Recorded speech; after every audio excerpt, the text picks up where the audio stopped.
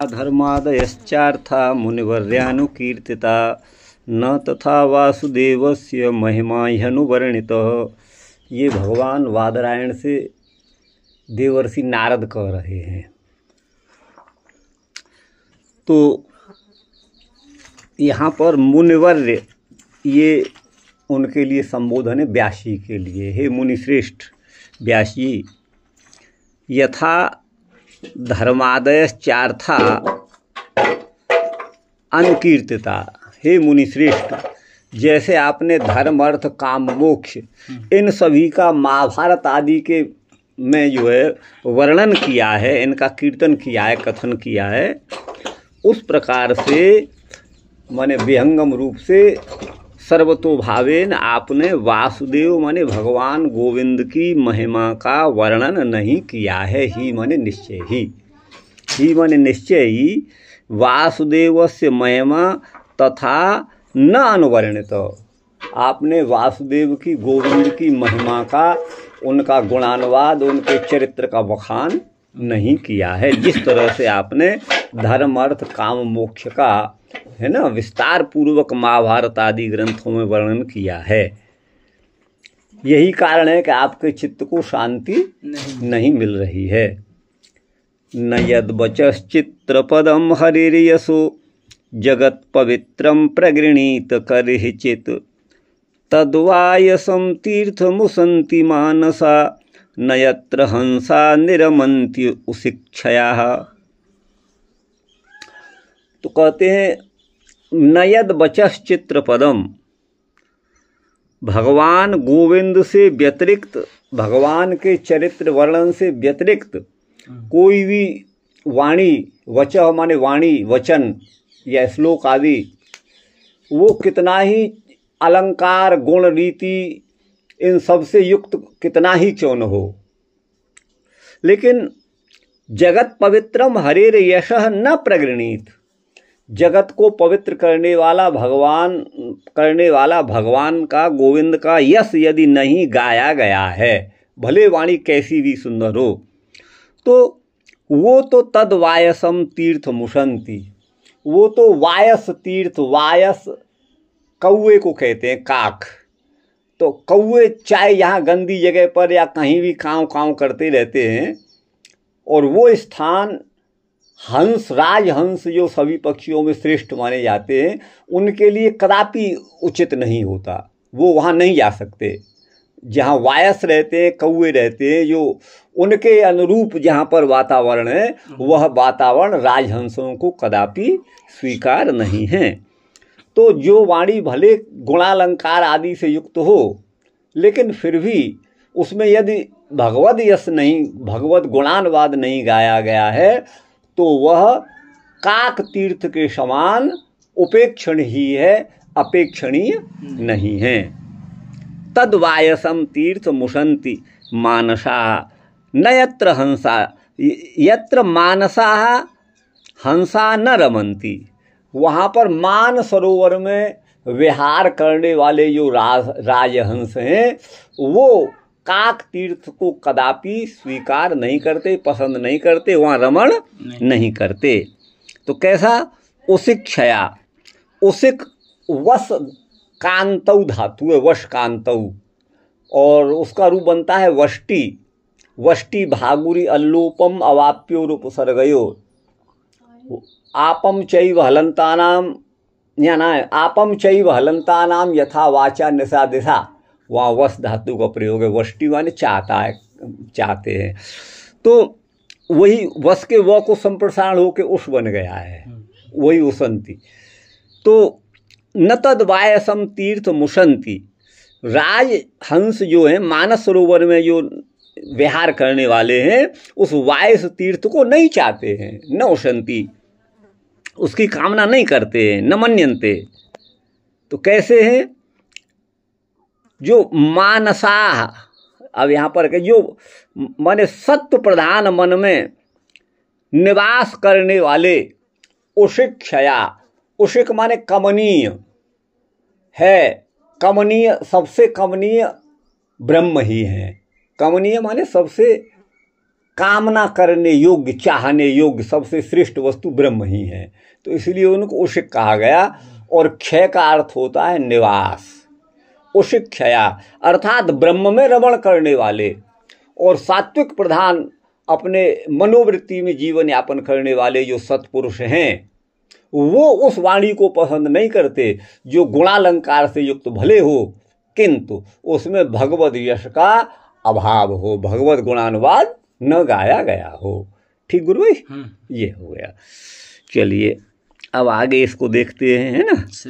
ननु भगवद यश एव तत्र तत्र अनुवर्णितम, भगवान का यश ही यहाँ वहाँ अनुवर्णित हुआ है। इस विषय पर कहते हैं यथा च शब्दात धर्मादि साधनानि च। तो यहाँ च आया है, धर्मादयस 4 था, तो धर्मादि से धर्म अर्थ काम मोक्ष हो गए, और च से जो है धर्म आदि के जो साधन हैं, धर्म कैसे प्राप्त किया जाए, अर्थ कैसे प्राप्त किया जाए, मोक्ष काम ये सब कैसे प्राप्त किए जाए, इनके साधन। तथा धर्मादिव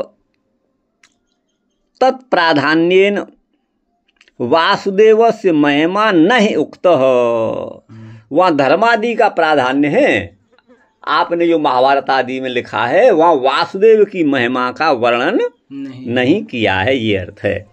वासुदेव व्यतिरिक्ता है ना, अन्य विषय ज्ञानवदवान है ना, क्या है ज्ञान मिटा हुआ है, ज्ञानवद ही है, ज्ञानवद, ज्ञानवद वान य विषयम, ज्ञानवद वा अन्य विषयम है, अन्य विषयम ये विच्छेद होगा।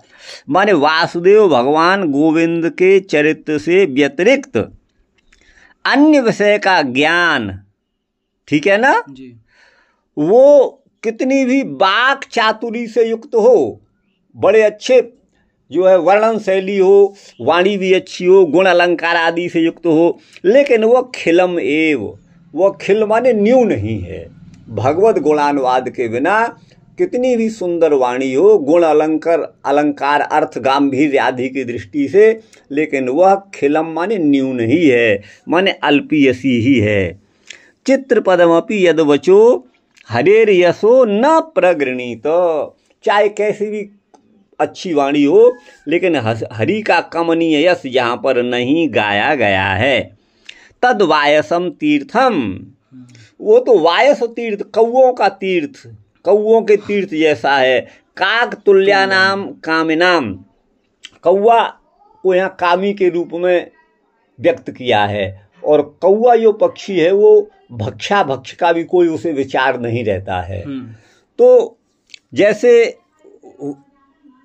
कौओं के रहने का जो स्थान है, वह स्थान मानसरोवर में रमण करने वाले हंसों को कदापि नहीं भा सकता। तो काकतुल्या नाम कामिनाम, इस पर अनुस्वार रख लीजिए, काकतुल्या नाम पर। जो कौओं के समान कामी हैं, वो तो रतिस्थान को ही उसंति सब कुछ मानते हैं, उसी में रमण करते हैं। लेकिन मानसा सत्व प्रधाने मनसी वर्तमाना हंसा, सत्व गुण का प्राधान्य जिसमें है, जिस अंतःकरण में है, जिस मन में है, ऐसे उसमें वर्तमान जो हंस माने परमहंस जन हैं, यति जन हैं, जिन्होंने अपनी इंद्रियों को जीत लिया है, वो यति होते हैं, है ना। न निरमंति कार्यचिदपि नितराम न रमन्ते, वहाँ कदापि वो रमण नहीं करते। उसिक क्षया, उसिक माने कमनीयम, वस धातु का है संप्रसारण होकर के। उसिक माने कमनीयम ब्रह्म, क्षय माने निवास, माने ब्रह्म ही है निवास जिनका, अर्थात जो ब्रह्म में ही रमण करते हैं, विचरण करते हैं। ये सामते यथा प्रसिद्धा हंसा मानसे सरसी चरंत, जो लोक में प्रसिद्ध जो राजहंस हैं वो मानसरोवर में ही रमण करते हैं, विहार करते हैं। कमनीय पद्म खंडान वासा त्यक्त विचित्रा नादिशु, वो कमनीय पद्म खंड का जो है ही सेवन करते हैं, और त्यक्त विचित्रा नादिशु, और अच्छे से अच्छे उनको भोजन दो, वो उसको पसंद नहीं करेंगे राजहंस। उसी प्रकार से महापुरुष भी जो है वो अन्य वाणियों को जो गुणालंकार से युक्त हो किंतु भगवत गुणानुवाद से रहे तो उसे स्वीकार नहीं करते हैं। उच्छिष्ट गर्ते काक क्रीड़ा स्थाने न निर्मन्ते, अर्थात उच्छिष्ट गर्त है, गर्त गट्टे को कहते हैं, जो काक क्रीड़ा का काकों के रमण करने का स्थान है वहाँ पर राजहंस नहीं रमण करते, वो उनको स्वीकार नहीं करते। अब ये इसका क्या आया गुरु भाई, यहाँ से आगे है अत्राक्षिपति नन्वेति तत्र तत्र पाद्म ब्राह्मणादि पुराणेषु इत्यर्थ। तत्र तत्र माने पद्म पुराण ब्रह्मांड पुराण आदि में, ये है ना आपने जहाँ वहाँ बहुत कुछ खाए धर्म आदि को तो खाए, वही है, वही यहाँ पर कह रहे हैं। ये है तत्र तत्र मुनि न तथा वासुदेवस्य, वो तत्र यहाँ अपनी तरफ से ले रहे हैं, नहीं यहाँ होगा उन्होंने नौ का, हाँ इसमें का होगा, हाँ श्रीधर जी का, हाँ श्रीधर जी का है ना, ये तत्र तत्र ये है, वही तत्र तत्र को कह रहे हैं। माने वहाँ अर्थात पद्म पुराण ब्रह्मांड आदि पुराणों में ये अर्थ है। पुरुषार्थ श्रोमणिरपि वासुदेव महिमा, जो सभी पुरुषार्थों का सिरमौर है, शिरोमणि है, वो है वासुदेव की महिमा, वही पुरुषार्थ रूप है, उसको न वर्णित आपने वर्णन नहीं किया है। किंतु मोक्ष साधनत्वेन वर्णितो अतो अत्यादरणीय वस्तु न आदरा भाव, मोक्ष के साधनों का तो वर्णन किया है तो भी अत्यादरणीय जो वस्तु है उसमें आदर का अभाव है, क्योंकि भगवद यश नहीं है। चित्तस्य अप्रसादमपि, है ना, किम न करोति, और इसीलिए आपका चित्त जो है वो प्रसन्न नहीं हो रहा है। ननु अन्यत्र पुण्यतीर्थेषु मुक्तिरेव माफलम, मुक्तै प्रार्थ्या हरेर्भक्ति मथुरायां च लभ्यते, ब्रह्मभूत प्रसन्नात्मा न सोचति न कांक्षति समः सर्वेषु भूतेषु मद्भक्तिं लभते पराम। तो यहाँ कहते हैं अन्यत्र पुण्य तीर्थों में, अन्य पुण्य तीर्थों में मुक्ति ही महाफल माना गया है, और वो जो मुक्त हैं वो मुक्तई प्रार्थ्या हरेर भक्ति, वो मुक्त पुरुष हरि भक्ति ही की ही प्रार्थना याचना करते हैं, और वो मथुरायाम च लभ्यते, वो मथुरा में माने वृंदावन में, मथुरा में लभ्यते प्राप्त होती है वह भक्ति, हरि की भक्ति। ब्रह्मभूत प्रसन्नात्मा, जो ब्रह्म भाव को, ब्रह्म सान्निध्य को, ब्रह्म सामीप्य को प्राप्त हो गया है, ब्रह्म साधर्म्य मम साधर्म्य आगता, तो वो प्रसन्नात्मा प्रसन्न है अंतःकरण जिसका, ऐसा योगी अथवा साधक अथवा भक्त न तो किसी प्रकार का कोई शोक ही करता है, न कोई इच्छा ही करता है, न कांक्षति, वह संपूर्ण भूतों के प्रति समान भाव रखता है, और वही मेरी पराभक्ति को लभते प्राप्त करता है। मद भक्तिम लभते पराम, भगवद गीता का ये वचन है। इत्यादि भी तत्र तत्र क्वचिन मोक्षो पर्यपि भक्ति, इन वचनों में मोक्ष से भी बढ़कर, मोक्ष से भी ऊपर भक्ति को कहा गया है। अत आह इसीलिए कहते हैं अन्विति, माने अनुवर्णित, अनु है, अन्वनु माने पौना पुण्येन न वर्णित, भगवत भक्ति को आपने पौना पुण्य रूप से, पौना पुण्येन ये होगा एक ही मात्रा, न वर्णित। आनंदमयो अभ्यासात, ये ब्रह्म सूत्र का वो है, माने वह परब्रह्म आनंदमय है। तो आनंदमय तो बोले मैट प्रत्यय तो विकार में होता है, सूत्र है मैट वैतयुर भाषायाम अभक्षाच्छादन, सूत्र आपने पढ़ा होगा। जी। तो बोले यहाँ पर मैट प्रत्यय ये विकार अर्थ में नहीं है, किंतु ये मैट प्रत्यय प्राचुर्य अर्थ में है। वो ब्रह्म जो है आनंद का विकार नहीं है, किंतु मैट का अर्थ है प्राचुर्य, प्रचुर आनंद वाला है। आनंदमयो अभ्यासात इत्यत्र अभ्यासस्यैव शास्त्र तात्पर्य ज्ञापकत्वेन, यहाँ पर अभ्यास को ही शास्त्र का तात्पर्य के ज्ञापक रूप से कहा है। अतो भगवान महिमना एव फलत्वेन, भगवद महिमा ही उसका फल है उत्कर्ष रूप से। पौना पुण्येन यदा वर्णयस्यसि, उसका आप पुनः पुनः प्रचुर रूप से जब वर्णन करेंगे, तदैव ते चित्त प्रसादो भवती, भावी, तभी आपका चित्त प्रसन्न होगा, ये भाव है। 9 हो गया। 10वां है गुरु भाई ये, इसमें लिखते हैं चित्राणी माने गुणालंकार युक्तानी। अच्छा, जो है काव्य जो है शब्द के भी गुण होते हैं और अर्थ के भी गुण होते हैं। तो 10 गुण अर्थ के होते हैं, 10 गुण शब्द के भी होते हैं। अच्छा, अलंकार, ये शब्दालंकार, अर्थालंकार और उभयालंकार, इस प्रकार से इनका भेद होता है। तो गुण अलंकार इनसे युक्त जो पद हैं उनको चित्र पद कहा गया है।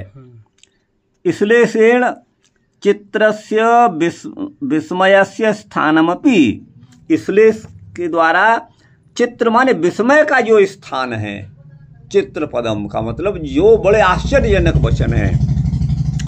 यथा मंत्र शास्त्रादि झटिति फल प्रदर्शकतया, कोई मंत्र आदि का प्रयोग करके सर्प आदि के विष को, बिच्छू आदि के विष को उतार देते हैं तो तत्काल उसका फल दिखाई देता है। फल प्रदर्शकतया, वो बड़ा विस्मयकारी, आश्चर्य में डालने वाला होता है। कीदृशम जगदपि पवित्रयति, कैसा है भगवान का यश जो जगत को भी पवित्र करने वाला है।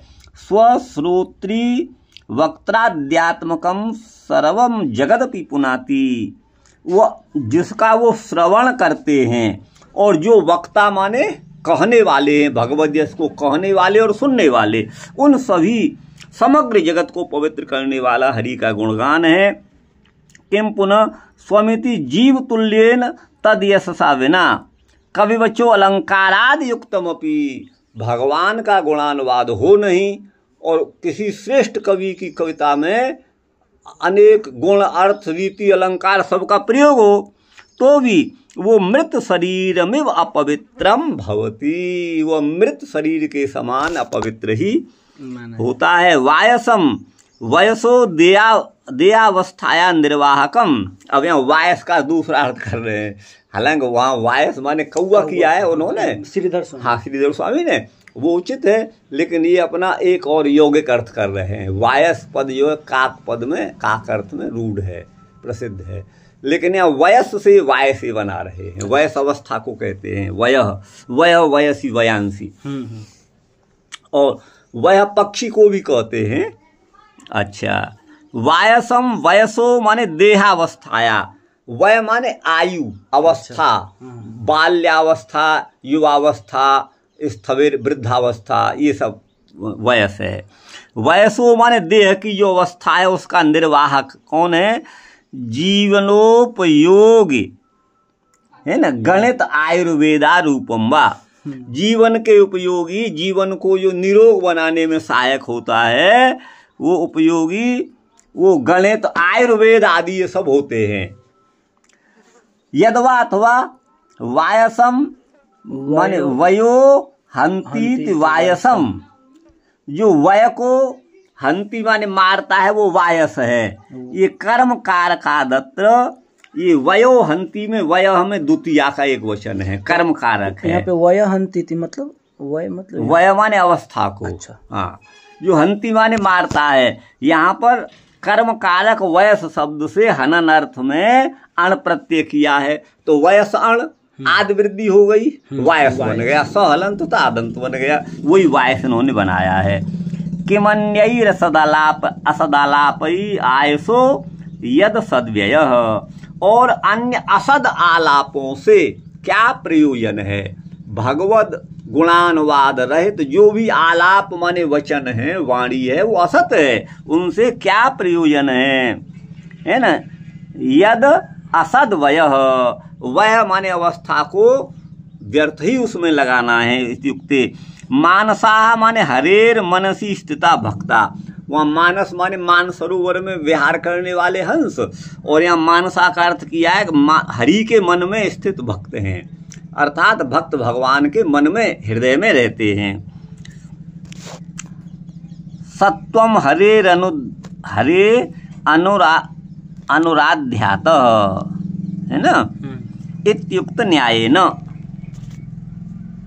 तो भगवान का ध्यान करना इस न्याय से, यत्र न नितराम रमन्ते सर्वथैव न रमन्ते, अर्थात वहाँ पर वो रमण नहीं करते या भगवत गुणानुवाद नहीं है। यद्वा यमकश्लेष चित्रेषु ससयोर बवयोर नभित।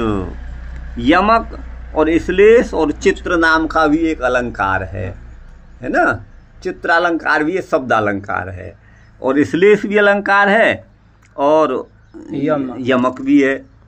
तो जहाँ पर जो है एक ही शब्द बार बार आए, अर्थ भिन्न भिन्न हो, वहाँ यमक होता है ना।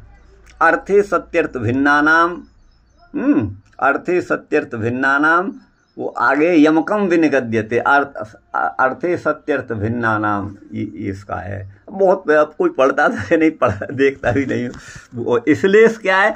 श्लेष वाक्य एकस्मिन् यत्रानेक अर्थता भवेत्, जहाँ पर एक शब्द के अनेक अर्थ हों वहाँ श्लेष होता है। जैसे माने प्रतिकूलतामुपागते विधौ विफलत्वमेति बहुसाधनता, ये है। तो जब विधि प्रतिकूल होता है, या विधि और विधु दो शब्द हैं, विधु चंद्रमा को कहते हैं और विधि भाग्य अथवा ब्रह्मा को कहते हैं। तो विधु का एक वचन सप्तमी में विधौ बनेगा, गुरु का गुरु, विधु का विधौ, विधु माने चंद्रमा, और विधि माने ब्रह्मा अथवा भाग्य, उसका भी सप्तमी में विधि का भी विधौ बनेगा। तो अब यहाँ पर भाग्य विपरीत होता है तो सारे साधन व्यर्थ हो जाते हैं, कुछ भी काम नहीं आता। प्रतिकूलतामुपगते विधौ विफलत्वमेति बहु साधनता, बहुत सारे साधन। और जब चंद्रमा विपरीत होता है ग्रह नक्षत्र ज्योतिष के अनुसार, तो फिर व्यक्ति का कार्य सिद्ध नहीं होता, सारे साधन वहाँ भी फेल हो जाते हैं। तो यहाँ दो अर्थ निकलते हैं, विधौ का अर्थ यहाँ पर चंद्रमा भी है और भाग्य भी, और तीसरा ब्रह्मा भी अर्थ है। तो वो इसलिए होता है। तो अर्थे सत्यर्थ भिन्नानाम स्वर व्यंजन संहति, ऐसा कुछ है। अच्छा, इति आलंकारिक उक्ते, आलंकारिक का कथन है। वा निश्चयेन आयसम यशस्करम तीर्थम शास्त्रम, तीर्थ का अर्थ यहाँ पर शास्त्र किया है। आयसम माने अयशस्करम, वो यशस्कर नहीं होता, यश करने वाला नहीं होता। न यशो यशमात, कौन यश करने वाला नहीं होता? जो भगवान का वर्णन यहाँ पर नहीं है। अच्छा, हाँ। अच्छा, वो शास्त्र जो है, तीर्थ का मतलब है शास्त्र किया है, शास्त्रम। आयसम माने अयशस्करम, यशस्कर नहीं होता। तीर्थ माने शास्त्र, यहाँ आया ना तीर्थ, तीर्थ का अर्थ शास्त्र कर रहे हैं। अब आपने वर्णन तो किया अन्य पुराणों में, लेकिन भगवत गुणानुवाद नहीं किया उसमें, ये इस भाव से है। तो वो शास्त्र जो है वो अयशकर होता है। न यशो तस्माद तद अयसम, जिससे यश नहीं हो उसे अयसम कहेंगे। समासांत ड प्रत्यय है, क्योंकि यशस शब्द तो शांत है ना, नपुंसकलिंग है। अच्छा, पुनः स्वार्थकाणी अयसम, फिर स्वार्थिक अण होकर के अयसम पद बना है। निपातनागमयोस तीर्थम, निपानागमयोस तीर्थम, तीर्थ का पद अमर कोश में दो हैं, तीर्थ दो अर्थों में तीर्थ पद आया है।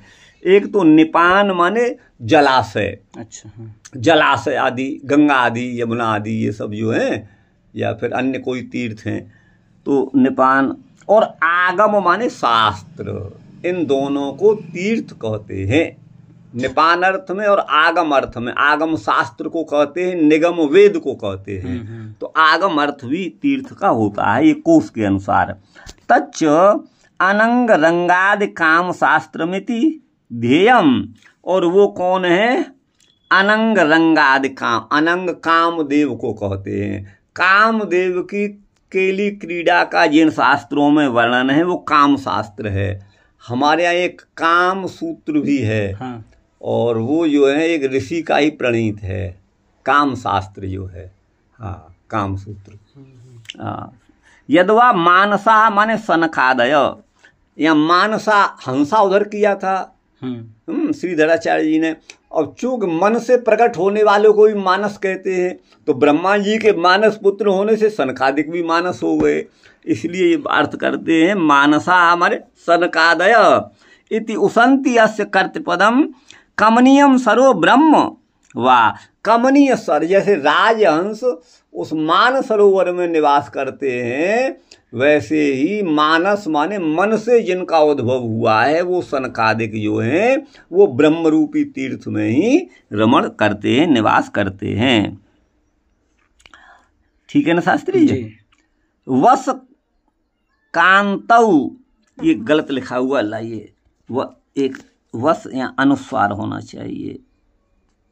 वस धातु कांति अर्थ में है, अतः माने इस धातु से औणादिक किच प्रत्यय हुआ है, किच प्रत्यय हुआ है।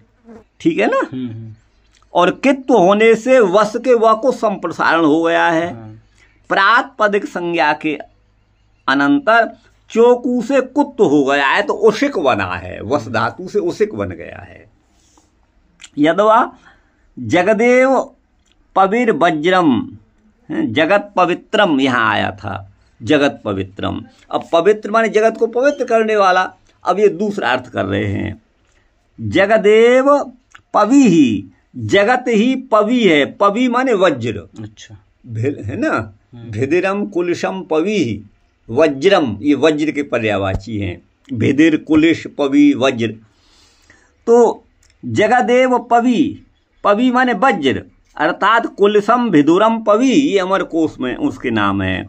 इति अमरोक्ते तस्मात् त्रायते, उस पवि माने वज्र से, जगत रूपी वज्र से, जो त्र माने रक्षा करता है पवि माने वज्र, जगत एक वज्र के समान है, और वज्र के प्रहार से कोई भी जो है धराशायी हो जाता है, वैसे ही उस जगत रूपी पवि माने वज्र से जो त्र माने रक्षा करता है, त्रायते है वो है कौन? पवित्र, जगत पवित्र, अर्थात जगत, ये क्या लिखा है?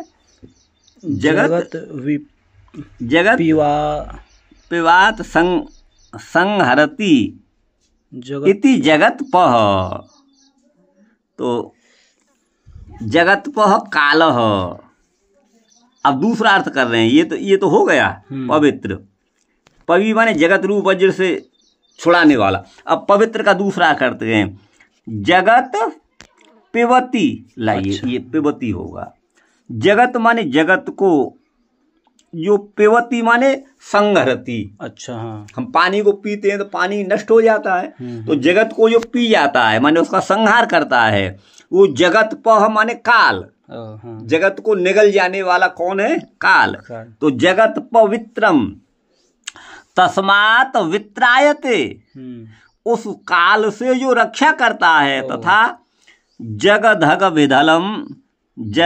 विदलम स्यात् श्रावयेद वा मुरारे, श्रावयेद वा मुरारे। जगद अग भिदलम, जगत के है ना, अघ माने पापों को, भिद माने नष्ट करने में, अलम माने जो समर्थ है, वो मुरारे माने भगवान मुरारी का यश है, उसको श्रावयेत, ये यहाँ पर अर्थ है गुरु भाई, है ना?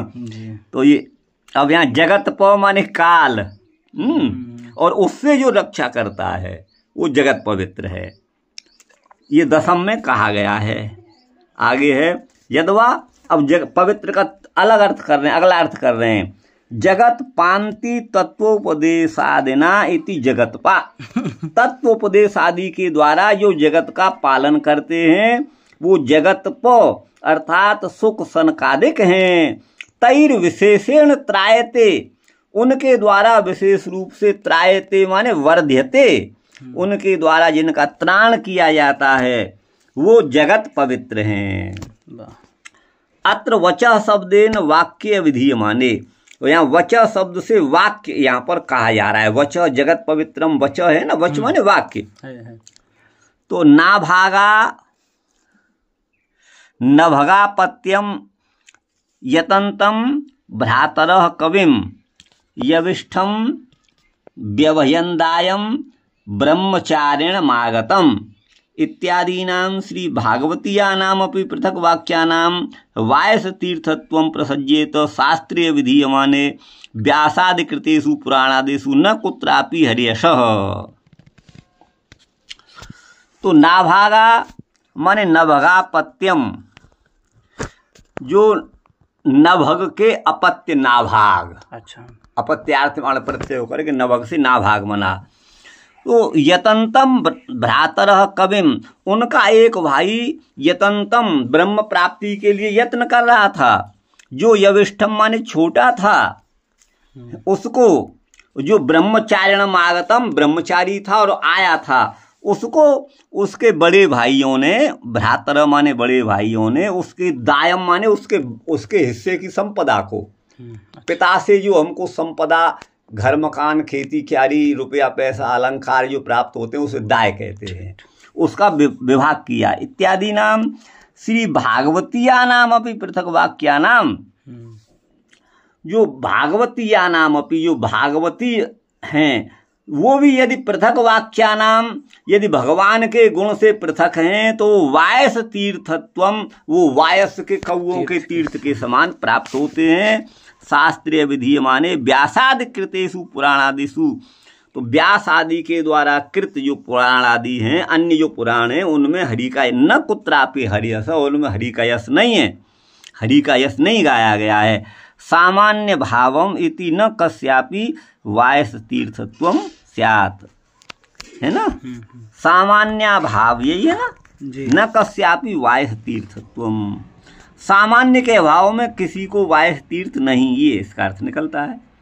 तस्मात् कालमल संगति कालनो खिलेशो हरिरित्रत्र न गीयते यभीक्षणम यह तु पुनर्भगवान शेष मूर्ति परिपठितो अनुपदम कथा प्रसंगई। तो कहते हैं कालमल संहति, है ना, कालनो खिलेशो हरि ही इतरत्र न गीयते, इतरत्र माने अन्य पुराणों में जो हरि हैं वो अभीक्षणम माने पुनः पुनः, न गीयते नहीं गाए गए हैं। अन्य पुराणों में भगवत गुणानुवाद पुनः पुनः वर्णन नहीं हुआ है। कैसा भगवत गुणानुवाद? कालेमल संहति कालनो खिलेशो, कली के मल को, है ना, विध्वंस करने वाला, जो अखिलेश माने सबके ईश्वर जो भगवान हरि हैं, उनका यश वहाँ अवीक्षणम माने पुनः पुनः नहीं गाया गया है। यह तू माने इस भागवत शास्त्र में तो पुनः भगवान जो अशेष मूर्ति हैं वो परिपठ तो अनुपदम, कथाओं के प्रसंग से उनको अनुपदम पग पग पर उनका ही यश गाया गया है ना। इति द्वादशोक्ते, द्वादश अध्याय में कहा गया है। वचः शब्द के द्वारा उत्तरत्र माने आगे, वाग विसर्ग पदेन च कथा प्रसंग, वाग विसर्ग पद के द्वारा कथा के प्रसंग को ही उच्यते माने कहा गया है। एवं च माने इस प्रकार,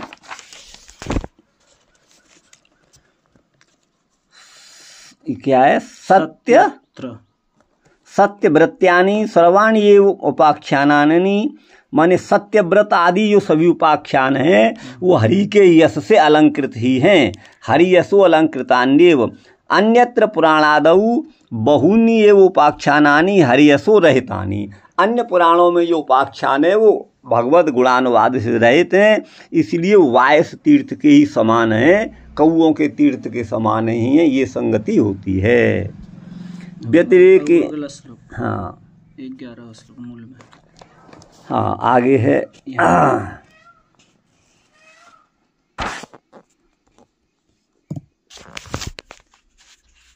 तो जनताग विप्लवो यस्मिन् प्रतिश्लोकम अबद्धवत्यपि नामान्यनन्तस्य यशोंकितानि यच्छृण्वन्ति गायन्ति गृह्णन्ति साधवो नैष्कर्म्यमप्युच्युत भाववर्जितं न शोभते ज्ञानमलं निरञ्जनम् कुतः पुनः सस्वदभद्रमीश्वरेण चार्पितं कर्म यदप्यकारणम् अथो महाभाग भवान् मोघदृक् शुचिस्रवा सत्यरतो धृतव्रतः उरुक्रमस्याखिलबन्धमुक्तये समाधिनानुस्मर तद्विचेष्टितम्।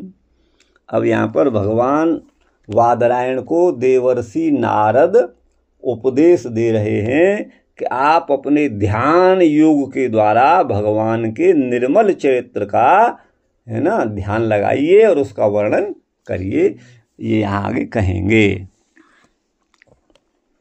ये 10वां है, 11वां है। बिनापि पद चातुर्यम भगवद यश प्रधानम वचः पवित्रम। कोई किसी प्रकार की, पहले इसका तो अर्थ कर देना मूल का। ये जो मूल श्लोक है ना 11, हाँ, इसका पहले कर दीजिए, फिर ये तो श्रीधर स्वामी का हो गया ना। हाँ। तद्वाग विसर्गो जनताग विप्लवो, वह वाणी का विसर्ग माने प्रयोग, जो वाणी विसर्ग माने बोली जाती है, वो जनता माने जन समूह के अघरासी का, विप्लव माने विनाश करने वाला होता है। जहाँ कोई प्रतिश्लोक मबद्धवत्यपि, कोई श्लोक गुण अलंकार छंद आदि का भी विशेष ध्यान नहीं रखा गया हो, लेकिन नामान्य अनंत से यशोंकितानि, अनंत विश्व में, अनंत विश्व जिसके एक अंश मात्र में स्थित है, ऐसे अनंत के भी अनंत भगवान वासुदेव का पवित्र यश, यश से अंकित जो वाणी है ना, भगवान का यश जिसमें गाया गया है, भगवान के अनंत, भगवान के नाम रूपी यश से अंकित जो वाणी है, उसको जो सुनते हैं, गायंती माने गाते हैं, और गिणंती वर्णन करते हैं, वो साधु पुरुष जो हैं श्रेष्ठ हैं। ठीक गुरु भाई जी। हाँ, चलिए अब इसका ये देख लें। बिनापि पद चातुर्यम भगवद यश प्रधानम वचः, बिना किसी पद चातुर्य के भगवान के यश की प्रधानता जिसमें है, ऐसा वचन पवित्र ही होता है। तद वाग विसर्ग, तद का ही सौ बनता है, सौ चासऊ वाग विसर्ग। वाग विसर्ग माने वाणी का प्रयोग, जो वाणी का प्रयोग गुण अलंकार श्लोक आदि का ध्यान न रखकर किया गया हो, किंतु भगवद यश का प्राधान्य जिसमें हो, ऐसी वाग विसर्ग वाणी का प्रयोग जो है। जनताग विप्लव, जनानाम समूह जनता, जनों के, मनुष्यों के समूह को जनता कहते हैं। तस्या अघम विप्लावयति, उस जन समूह के अगमाने पाप राशि को जो नाश करता है, नष्ट करता है, वो जनताग विप्लव है, वह वाणी का प्रयोग।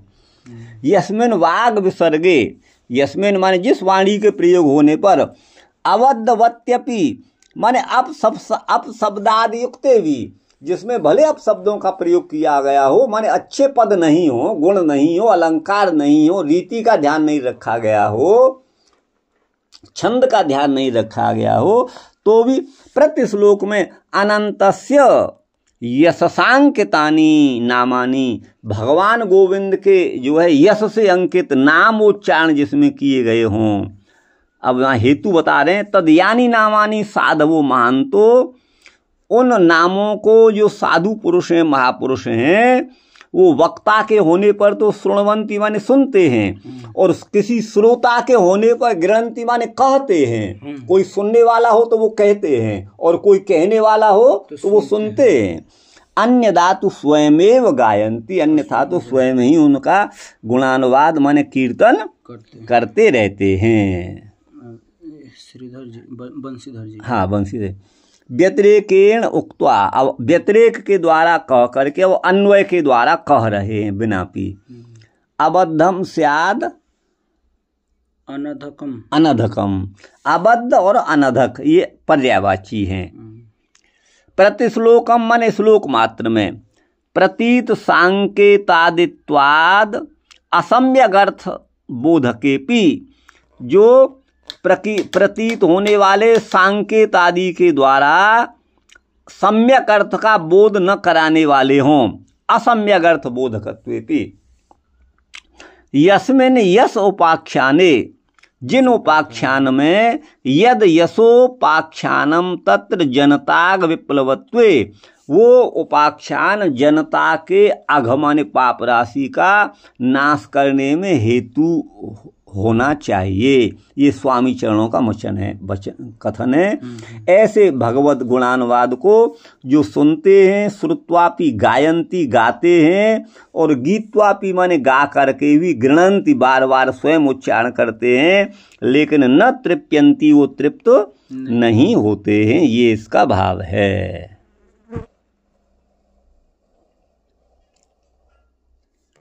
अच्छा, अब आगे है गुरु भाई, क्या है 12वां जी। नैष्कर्म्यमप्यच्युत भाव वर्जितम न शोभते ज्ञानमलम निरंजनम कुतः पुनः सस्वद भद्रमीश्वरे न चार्पितम कर्म यद्यपि अकारणम। चलिए इसको इसमें देख लेते हैं, पहले इसमें देख लें। भक्तिहीनम कर्म शून्यमेवेति, भक्ति के हीन जो कर्म हैं, अच्युत भाव वर्जित, भगवान की भक्ति भाव से वर्जित जो वचन है, वो शून्यम माने निरर्थक ही है। कैसे? भले नैष्कर्म्यमपि, यहाँ आया होगा नैष्कर्म्यमपि, निष्कर्म ब्रह्म तदेकाकारत्वात् निष्कर्मता रूपम नैष्कर्म्यम, अर्थात कर्म करते हुए भी जो कर्म के फल की इच्छा से रहित होता है, वो निष्काम कर्म करने वाला नैष्कर्म सिद्धि को प्राप्त करते हैं वो। तो नैष्कर्म्यम, निष्कर्म का मतलब है यहाँ पर ब्रह्म, और तदेकाकारत्वात्, उस ब्रह्म के साथ एकता एकाकारता होने से निष्कर्मता रूप ही नैष्कर्म्य है। अज्यते अनेन इति अंजनम माने उपाधि, ये है नैष्कर्म निरंजनम, ये इसका करेंगे। अज्यते अनेन, जैसे आंखों में अंजन लगाया जाता है ना, तो यहाँ अंजन का अर्थ उपाधि, और तन निवर्तकम, उसकी निवृत्ति यहाँ हो गई है, निवृत्ति करने वाला निरंजन है। निरंजन का मतलब है उपाधि की निवृत्ति, अर्थात माया का अभाव यहाँ होता है। एवं भूतमपि ज्ञानम, इस प्रकार का ज्ञान भी यदि अच्युत विषयक भाव भक्ति से वर्जित है, अलम अत्यर्थम न शोभते, वह भी सुशोभित नहीं होता।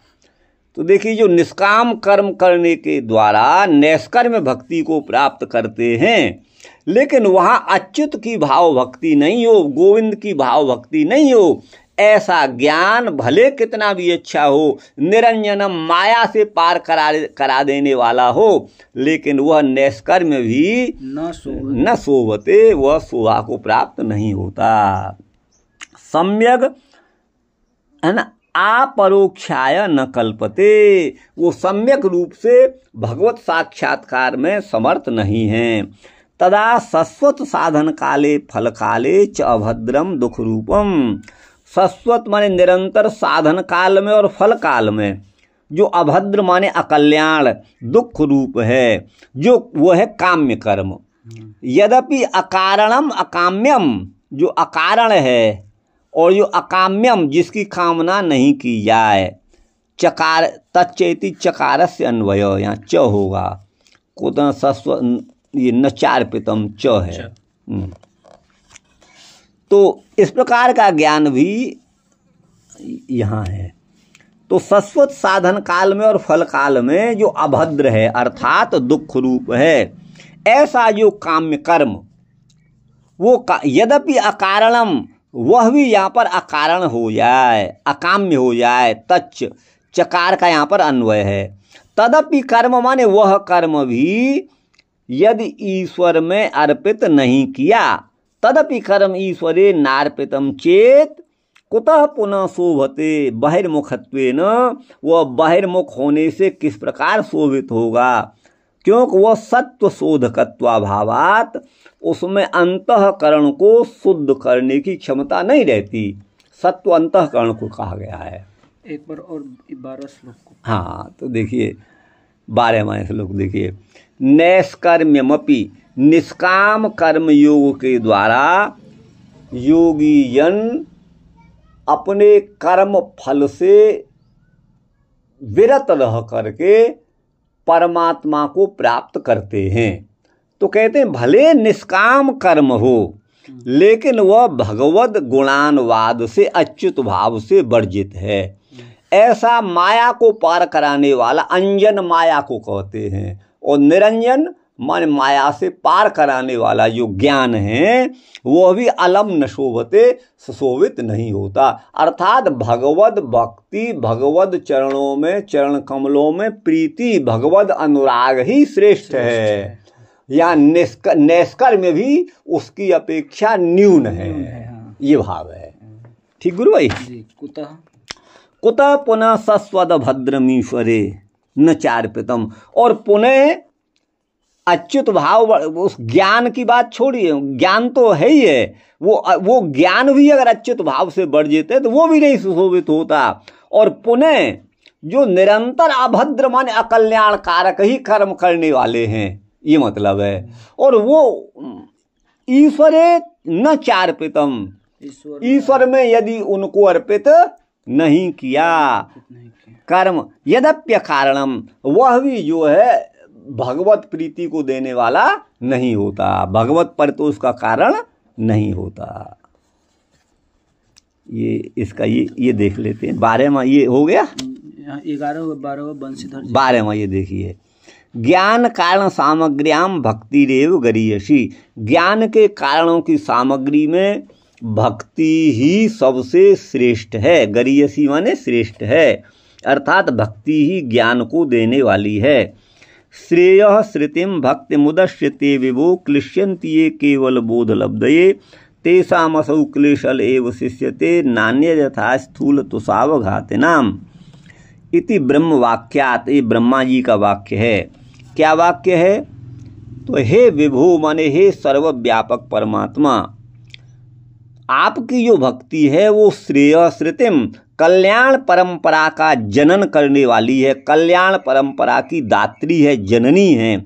ऐसी कल्याण की जननी आपकी भक्ति को उदस्य माने ठुकराकर जो व्यक्ति, ये माने जो केवल बोध माने ज्ञान की लब्धि माने प्राप्ति के लिए क्लेश उठाते हैं, जो केवल ज्ञान के लिए क्लेश उठाते हैं, भगवत भाव से वर्जित रहते हैं, तेसाम उनके लिए असौ क्लेशल, उनको तो वह कष्ट ही हाथ लगता है, वही उनके लिए शेष रहता है। नान्यत अन्य वस्तु उनको प्राप्त नहीं होती।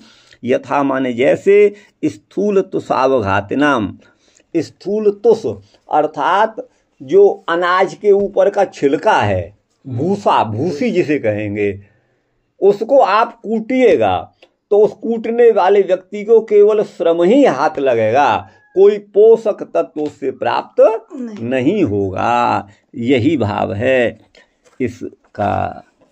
कहाँ पर है? हो गया यहाँ पर ब्रह्म वाक्य। इस ब्रह्म वाक्य से अयम भाव यद्वा नैष्कर्म्यम मन ज्ञानम अत्र वेदांत शास्त्राभ्यास, वेदांत शास्त्र का अभ्यास निष्कर्मता का आपादक है, माने संपादक है। ये गीता में कहा गया है।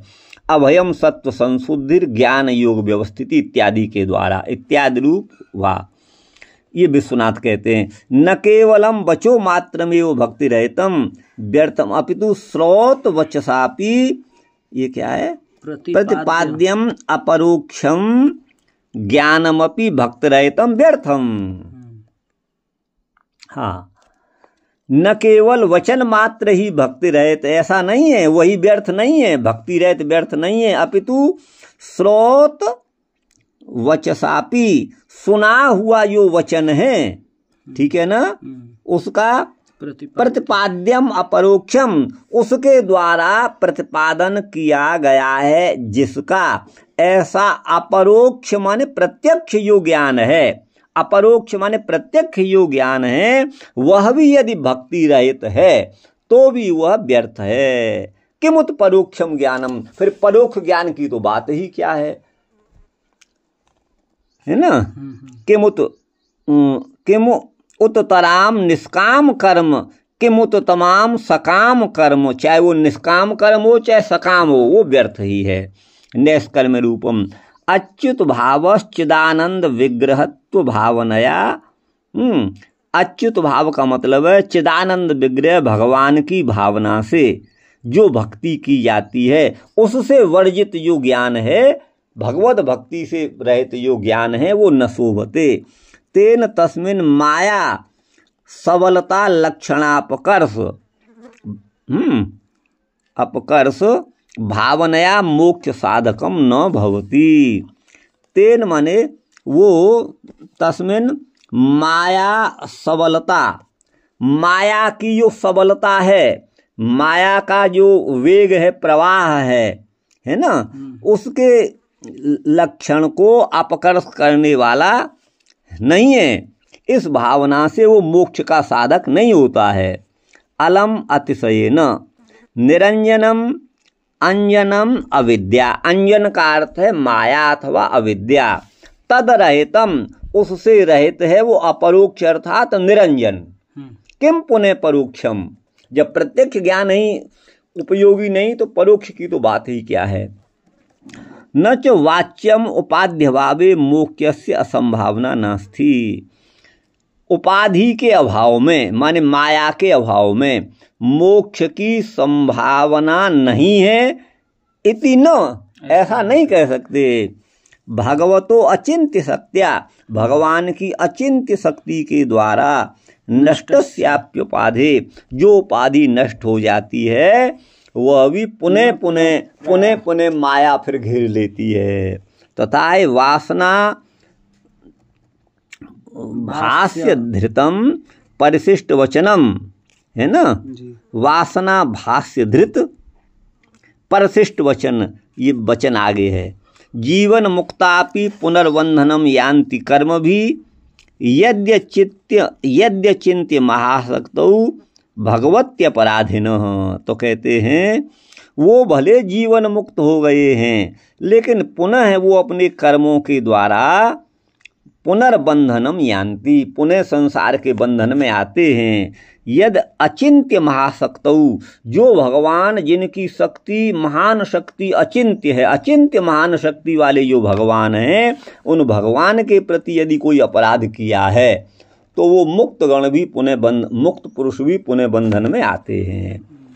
तत्रैव अन्यत्र च जीवन मुक्ता प्रपद्यन्ते क्वचित संसार वासनाम, जीवन मुक्त भी यदि पुनः कदाचित संसार की वासना को प्राप्त होते हैं, योगे न विलिप्यन्ते कर्मभिर भगवत परा, लेकिन जो भगवत परायण हैं वो योग भक्ति योग के द्वारा कर्म में लिपायमान नहीं होते। तथा ज्ञानाग्नि सर्वकर्माणि भस्मसात कुरुते अर्जुन, हे अर्जुन, ज्ञान रूपी अग्नि समग्र कर्मों को नष्ट कर देती है। ज्ञान कार्यम नैष्कर्म्यपि, ज्ञान का कार्य जो निष्काम कर्म योग है वो भी सुशोभित नहीं होता भगवत भक्ति के बिना। तथा है रथ यात्रा प्रसंगे, रथ यात्रा के प्रसंग में विष्णु भक्ति चंद्रोदय धृतम पुराणांतर वाक्यम, दूसरे पुराण का वाक्य है, नानो ब्रजति यो मोहाद ब्रजंतम जगदीश्वरम।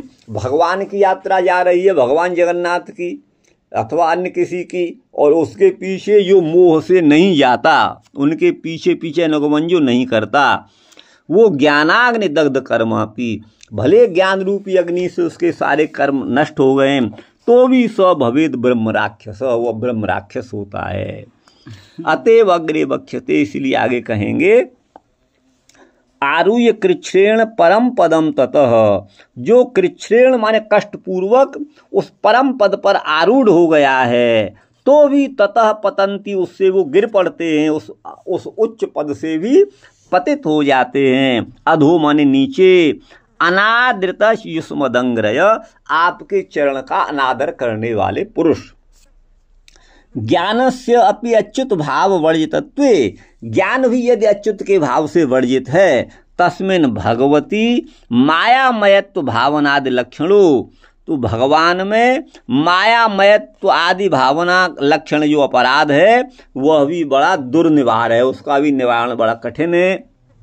एवं च यदि तादृश भक्तिहीनम ज्ञानमपि, इस प्रकार की भक्ति के हीन यदि ज्ञान भी है तो भी वह विफल ही है। कुतः पुनरिति स्वामिवत, स्वामी चरणों के समान, इसका अर्थ है। ये 12 हो गए गुरु भाई। अब